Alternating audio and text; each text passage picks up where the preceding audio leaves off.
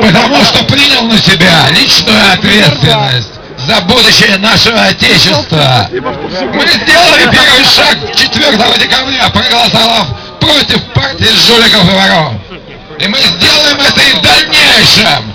И с сегодняшнего дня, каждый последующий день нашей новейшей истории, мы должны быть едины. А когда мы едины? Мы не едины! Когда мы